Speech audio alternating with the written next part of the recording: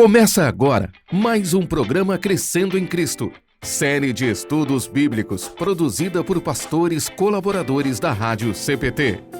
Olá, povo de Jesus. E aí, como é que vocês estão? Espero que bem, se cuidando. Hoje nós vamos estudar o capítulo 5 da primeira carta de Paulo à igreja de Tessalônica.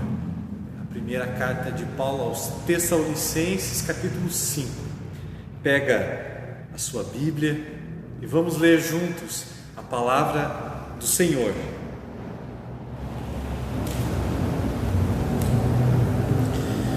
Diz assim a Escritura Sagrada: Irmãos, vocês não precisam que eu lhes escreva a respeito de quando e como essas coisas vão acontecer, pois vocês sabem muito bem que o dia do Senhor virá como um ladrão na calada da noite, quando as pessoas começarem a dizer tudo está calmo e seguro. Então é que de repente a destruição cairá sobre elas. As pessoas não poderão escapar, pois será como uma mulher que está sentindo as dores de parto. Mas vocês, irmãos, não estão na escuridão, e o dia do Senhor não deverá pegá-los como um ladrão que ataca de surpresa. Todos vocês são da luz e do dia. Nós não somos da noite nem da escuridão. Por isso, não vamos ficar dormindo como os outros, mas vamos estar acordados em nosso perfeito juízo. Os que dormem, dormem de noite, e os que bebem, é de noite que ficam bêbados. Mas nós, que somos do dia, devemos estar em nosso perfeito juízo. Nós devemos usar a fé e o amor como couraça, e a nossa esperança de salvação como capacete. Deus não nos escolheu para sofrermos o castigo da sua ira, mas para nos dar a salvação por meio do nosso Senhor Jesus Cristo, que morreu por nós para podermos viver com Ele, tanto se estivermos vivos como se estivermos mortos quando Ele vier. Portanto, animem e ajudem uns aos outros, como vocês têm feito até agora. Irmãos, pedimos a vocês que respeitem aqueles que trabalham entre vocês, isto é, aqueles que foram escolhidos pelo Senhor para guiá-los e ensiná-los. Tratem essas pessoas com o maior respeito e amor por causa do trabalho que fazem, e vivam em paz uns com os outros. Pedimos a vocês, irmãos, que aconselhem com firmeza os preguiçosos, deem coragem aos tímidos, ajudem os fracos na fé e tenham paciência com todos. Tomem cuidado para que ninguém pague o mal com o mal. Pelo contrário, procurem em todas as ocasiões fazer o bem uns aos outros e também aos que não são irmãos na fé. Estejam sempre alegres, orem sempre e sejam agradecidos a Deus em todas as ocasiões. Isso é o que Deus quer de vocês, por estarem unidos com Cristo Jesus. Não atrapalhem a ação do Espírito Santo, não desprezem as profecias. Examinem tudo, fiquem com o que é bom e evitem todo tipo de mal. Que Deus, que nos dá a paz, faça com que vocês sejam completamente dedicados a Ele e que Ele conserve o espírito, a alma e o corpo de vocês livres de toda a mancha, para o dia em que vier o nosso Senhor Jesus Cristo. Aquele que os chama é fiel e fará isso. Irmãos, lembrem de nós nas suas orações. Cumprimentem todos os cristãos com um beijo de irmão. Peço com insistência, pela autoridade do Senhor, que esta carta seja lida para todos os irmãos. Que a graça do nosso Senhor Jesus Cristo esteja com vocês. Até aqui, palavra de Deus. Então vamos lá, vamos começar então pelo versículo 1 e 2 de uma vez. Irmãos, vocês não precisam que eu lhes escreva a respeito de quando e como essas coisas vão acontecer, pois vocês sabem muito bem que o dia do Senhor virá como um ladrão na calada da noite. Então esse dia do Senhor, aqui o Paulo está fazendo uma referência ao profeta Amós capítulo 5 versículo 18, que diz assim: ai dos que querem que venha o dia do Senhor. Por que é que vocês querem esse dia? Pois será um dia de escuridão e não de luz. O Amós, ele combate as ilusões dos seus contemporâneos, né? O pessoal que vivia na sua época, quanto à vinda de um dia do Senhor. Esperava-se um novo dia em que o Senhor, em pessoa, interviria para submeter todos os seus adversários, seus inimigos, e dar ao seu povo a vitória sobre as nações. Era essa a esperança deles lá. Mas então o Amós ele não põe em dúvida a vinda desse dia. O Amós ele menciona isso inclusive com uma certa frequência, mas ele anuncia que em vez de trazer a Israel a luz da salvação, esse dia vai trazer trevas do julgamento. Dito e feito, aconteceu mesmo, né? E ao invés de um dia de vitória, será um dia de derrota, pois Deus tratará o seu povo infiel como um dos seus inimigos e manifestará assim que continua sendo o Senhor dos que Ele elegeu, né? Então o povo vivia de uma maneira pecaminosa e tal, e não tinham talvez a fé verdadeira. E aqui então o Amós, como profeta, ele exerce o seu papel no profetismo e acusa as autoridades e o povo também, né? Mas muito mais as autoridades que cuidam do povo de Deus. Então, dito e feito, aconteceu e acontecerá novamente, né? O julgamento não será, portanto, a última palavra de Deus.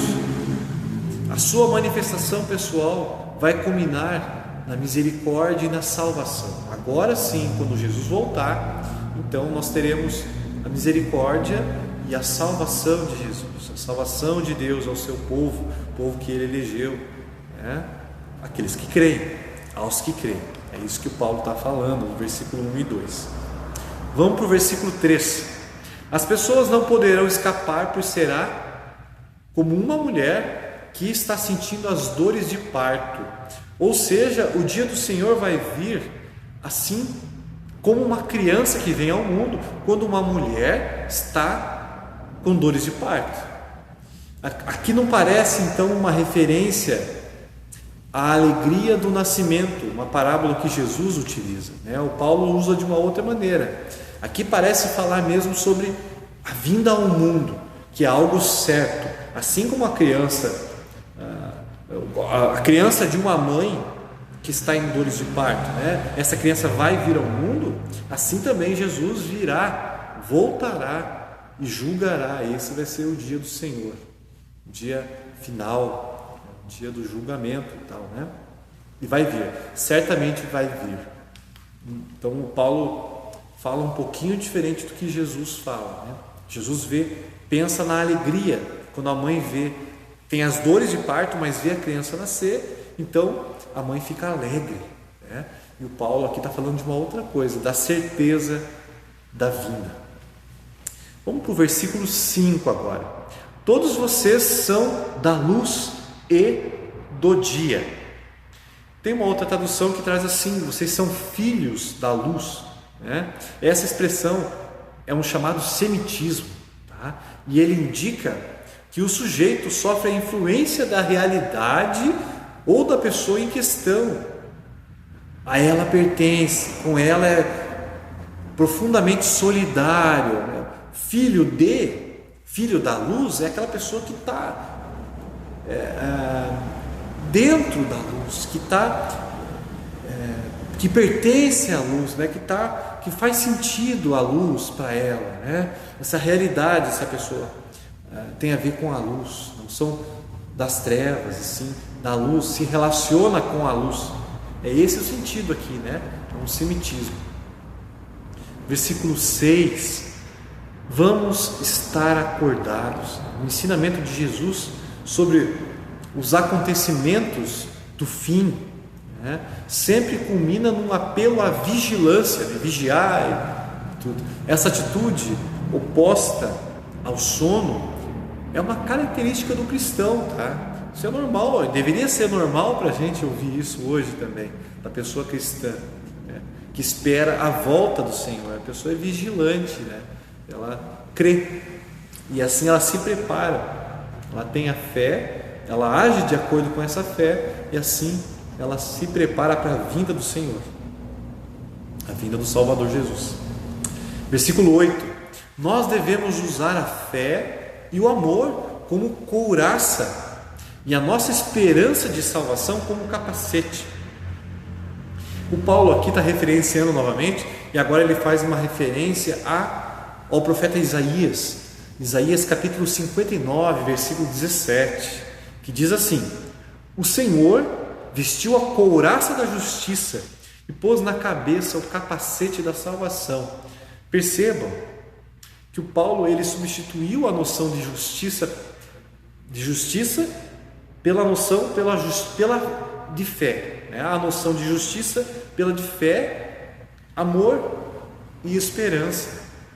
E esse tratamento do texto do Antigo Testamento, o jeito que o Paulo trata o texto, sugere que para o Paulo, o justo, isso é, o homem a quem Deus comunica a sua justiça, lhe é imputado, né? Essa palavra que a gente costuma usar, ou costumava usar, né? Lhe é imputado por justiça, né? A justificação pela fé, né? Vive de fé, amor e esperança. Importante, né? O Paulo novamente usa ali o amor e a esperança e a fé em uma ordem invertida. Então, o justo, o homem que Deus comunica a sua justiça, né? A sua justificação, vive de fé, amor e esperança. Vamos para o versículo 10: que morreu por nós para podermos viver com Ele, né? Para que nós vivamos com Ele. Aqui não se trata da vida que a gente tem agora, né? Dessa união com Cristo, sou ligado com Cristo agora, e nem de uma vida intermediária entre a morte e a ressurreição. Lutero comentava, né, sobre o sono da alma e tal. Não é disso aqui que o Paulo está falando, mas sim da comunhão com o Senhor ressuscitado no dia da sua vinda, no último dia do julgamento, tá? Então é isso, a gente vai viver nesse dia, vai viver uma outra coisa, algo bem melhor, né? É isso. Versículo 12 e 13: irmãos, pedimos a vocês que respeitem aqueles que trabalham entre vocês, isto é, aqueles que foram escolhidos pelo Senhor para guiá-los e ensiná-los. Tratem essas pessoas com maior respeito e amor, amor de novo, né? Por causa do trabalho que fazem, e vivam em paz uns com os outros. E aqui entram então pessoas com funções ou tarefas, tá? Tem a ver com função e com tarefa, não tem a ver com título, com hierarquia, não é a ideia. O Paulo não está passando essa ideia, é questão de função, tem a ver com cuidar e respeitar aquelas pessoas que possuem funções de ensino, professores,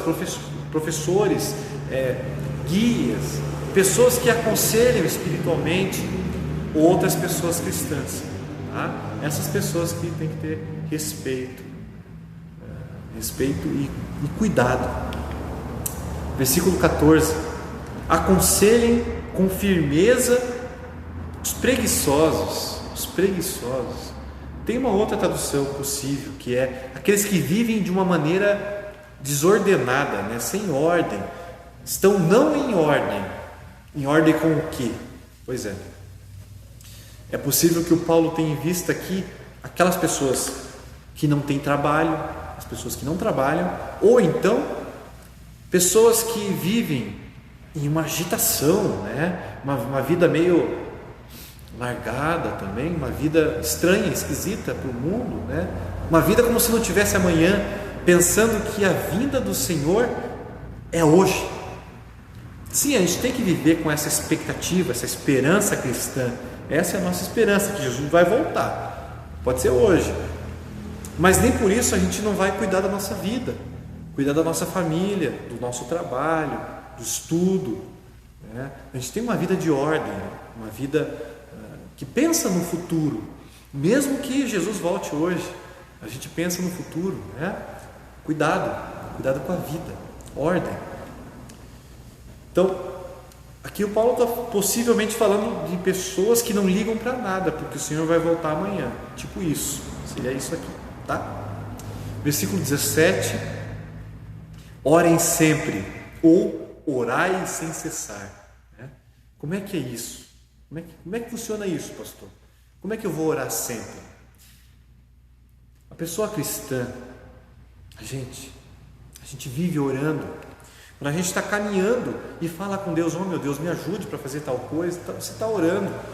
Você vai atravessar uma rua, quase atropelado, graças a Deus eu consegui me livrar dessa, né? A gente faz uma oração dentro de si. Você faz uma oração dentro de si, né? A gente agradece pelos livramentos, a gente já acorda agradecendo ao Senhor por mais um dia de vida e por Ele dar ar, por termos ar dentro dos nossos pulmões. Isso é oração também. Falar com Deus, estar trabalhando, falando com Deus, lavando a louça. Poxa, meu Deus, né? Que coisa que aconteceu ontem. Isso é oração. A gente, como cristão, como pessoa cristã, a gente ora sem cessar, tá? Versículo 19: não atrapalhem a ação do Espírito Santo. É o seguinte, que a pessoa cristã não seja pedra de tropeço, não seja escândalo, motivo de vergonha, que a pessoa cristã não seja um mau exemplo, né? Por quê? Porque a gente leva o nome do Senhor Jesus com a gente, o nome de Deus na nossa testa, mesmo que não esteja escrito aqui. Nosso batismo, a gente carrega o nosso batismo aonde a gente vai. Poxa, aquele lá é cristão, aquela lá é cristã, como é que faz aqui, né? Por isso, pessoal, a gente tem que cuidar com as palavras, tem que cuidar com o que a gente escreve na rede social, ou no WhatsApp, ou o que a gente faz, o que a gente fala para a pessoa que trabalha do lado, né? Para o nosso vizinho. Como é que a gente vive para o nosso vizinho, né? Não estou falando de vida hipócrita, estou falando de vida cristã, né? O cristão não fica xingando, odiando, né? O cristão não peca, ele tem que cuidar com as palavras, com os pensamentos e ações. Ele não peca o tempo todo, né? A gente tem que cuidar do ódio, porque quando o cristão odeia alguém, quando o cristão maltrata alguém, quando o cristão comete um preconceito, quando o cristão é homofóbico, quando o cristão faz brincadeiras inapropriadas, brincadeiras que não é a brincadeira para o outro, né? Ele descumpre sim o segundo mandamento, além do quinto: não matarás. Segundo mandamento: não tomarás em vão o nome do Senhor, né? A gente carrega o nome do Senhor com a gente. Então cuidado, pessoal, cuidem da vida de vocês, né? Essa vida santificada não é só da boca para fora. Vida santificada é você cuidar para não causar a perda da alma da outra pessoa, a perda da vida eterna, né? Cuidar, ser bom exemplo, ser uma pessoa legal. O cristão é legal, tá? Um politicamente correto, sim. Normalmente nós somos politicamente corretos, sim. O cristão deve ser. Política faz parte da vida. Politicamente correto é você ser cristão e amar o próximo quando você ama a você mesmo. Fica a dica aí, tá? Falar palavrão não é coisa de cristão. Sendo mal educado, perseguindo pessoas, a gente não deve fazer. Tomamos em vão o nome do Senhor quando a gente faz isso. Atrapalhamos a ação do Espírito Santo, é o que o Paulo está falando ali, tá? Vamos lá, versículo 20: não desprezem as profecias, não desprezeis as palavras dos profetas, diz uma outra tradução, a tradução ecumênica da Bíblia. Não se trata aqui dos profetas do Antigo Testamento, tá? Mas sim de intervenções dos profetas cristãos que guiavam as comunidades, né? É isso aqui. Não despreze a palavra das pessoas, dos profetas, aqueles que falam sobre o futuro, ou seja, a salvação, a vinda de Jesus, né? Você tem que cuidar do teu corpo, do que você fala, né? São profetas, né? E eles guiavam as comunidades. Então a gente não deve desprezar isso. Versículo 21, um versículo que eu gosto bastante: examinem tudo e fiquem com o que é bom. Poxa, Paulo, que legal, né? Então, isso aqui, esse versículo serve para o conhecimento em ciências, em filosofia. É muito legal estudar filosofia. Você pode examinar tudo isso e ficar com o que é bom. Política também, tem que examinar tudo, ficar com o que é bom. Nem tudo que parece que é tão ruim assim é ruim de verdade. Examinem tudo, retenham as coisas boas para vocês. Isso é um conselho do Paulo, é um conselho meu também para vocês. Versículo 27: peço com insistência pela autoridade do Senhor que esta carta seja lida para todos os irmãos. Então, esse empenho do Paulo, poderia dar a entender que a igreja de Tessalônica passava por uma crise ali, um certo desacordo entre aqueles que dirigiam a igreja e o conjunto dos membros, tá? Então, por isso que o Paulo manda essa carta aí. O pedido do Paulo permitirá aos que dirigem a igreja, aquele pessoal que cuida das coisas da igreja, fazer uma leitura pública da carta, apelando para a própria autoridade do apóstolo Paulo. Olha só que legal, né? Paulo acalmando as coisas através da sua palavra, através da sua presença, mesmo que ele não está presente ali. Versículo 28: que a graça do nosso Senhor Jesus Cristo esteja com vocês. A gente conclui então esse estudo bíblico e essa carta do Paulo da melhor maneira possível, com a bênção de Jesus. Não tem nada melhor que isso, não tem nada melhor que isso. A certeza, o que é bênção? A certeza da presença perdoadora do nosso Senhor e Salvador Jesus Cristo na tua vida, com você, tá? Com você, que é aquele que vai à frente, aquele que está com você, aquele que cuida de você. Isso é presença, isso é bênção, isso é bênção. Isso está abençoado, é ter a certeza da presença do Cristo na tua vida. Isso é bênção. Então, assim a gente conclui, os estudos da Rádio CPT continuam. Deus vai continuar abençoando vocês e a família de vocês. Um grande abraço, fiquem com Jesus. Até a próxima. Tchau. Acompanhe este e outros programas em radiocpt.com.br.